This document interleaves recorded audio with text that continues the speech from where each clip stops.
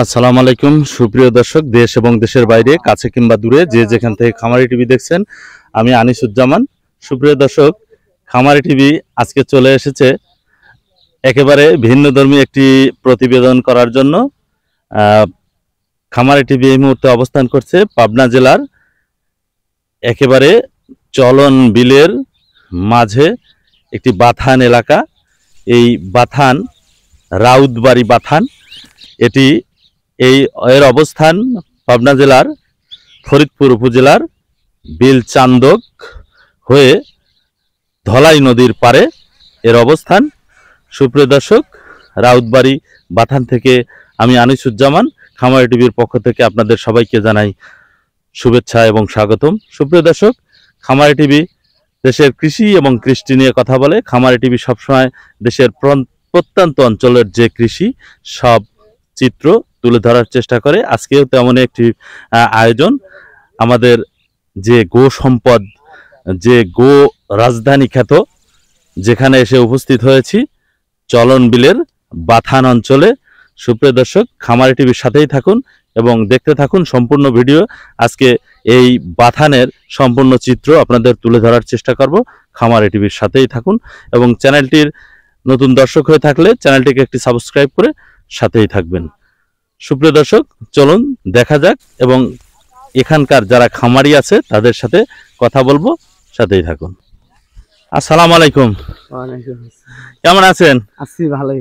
আচ্ছা, এখানে এই গরু কতগুলো গরু আছে? গরু এখানে আছে 200 বাছুর ছাড়া। বাছুর ছাড়া। আর বাছুর কোথায় আছে? বাছুর আর এক পাশে আছে, ওই পাশে। সুপ্রিয় দর্শক, আমরা এই গো রাজধানী খ্যাত যে এটাকে আমরা যদি বলি রেশমবাড়ির অপোজিট সাইডেই, অর্থাৎ রাউতবাড়ি। রেশমবাড়ির বিপরীত পাশে রাউতবাড়ি, অর্থাৎ রাউতবাড়িতে এসে আমরা অবস্থান করতেছি। গরুর যে খামার, অর্থাৎ বিশাল এলাকা জুড়ে সম্পূর্ণ একেবারে মুক্ত চারণ পদ্ধতিতে গবাদি পশু পালন করা হয়। এখানে কয় মাস থাকে? এখানে থাকে হলো 7 মাস। 7 মাস। তারপরে আষাঢ় মাসে চলে যাওয়া লাগে। কতদিন আসছেন এখানে? আসছি 8 দিন। 8 দিন। আচ্ছা, আপনাদের বাসা কোথায়? বাসা আমাদের বাসা হলো রেশমবাড়ি। ও, আপনারা তো তাহলে গরুর একেবারে রাজধানীতেই থাকেন নাকি? ছোটবেলাতেই ধরো গরুর। আচ্ছা, আপনার নামটা কি যেন বলছিলেন? আমার নাম হলো সিরাজুল ব্যাপারী। এই যে এখানে যে গাভীগুলো কত সময় পর্যন্ত রাখা হবে? এখানে এখন ধরেন যে 1 ঘন্টা থেকে একটু হয়তো 5 মিনিট আগেই কি পরে, ধরো 1 ঘন্টাই আর কি। আচ্ছা, তারপরে কি করবেন? তারপরে লিয়ে মনে করেন যে বাছুরগুলো তুলে, গরুগুলো তুলে সব দোয়ানো হবে। দোয়ানোর পর আবার খাবার দেওয়া লাগবে, হলো বুসি দেওয়া শেষ হলে আবার ধরো খেরে তুলে দেওয়া হবে। মানে দোয়াবেন কয়টার দিকে? এই তো 3টে, 3:30টার দিকে। 3টে, 3:30। এসব গাভী এখানে শুধু গাভী আছে? এখানে শুধু গাবু আছে, মনে করেন যে বকন বাছুর করা আছে। বকন বাছুর আছে। আচ্ছা, এই গাভীগুলো সর্বোচ্চ কত দুধের গাভী আছে এখানে?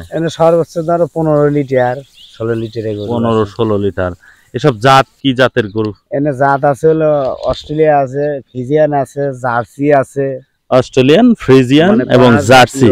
অর্থাৎ আমার দর্শকের উদ্দেশ্যে একটু, এই যে খামারি টিভির দর্শক দেখছে, খামারি টিভির যে দর্শক আছে, এত সুন্দর ভিউ, মানে খামারি টিভির যে যারা দর্শক আছেন, এরকম ভিডিও নতুন নতুন পেতে খামারি টিভির যে সাবস্ক্রাইব বাটনের অল প্রেস করে রাখবেন।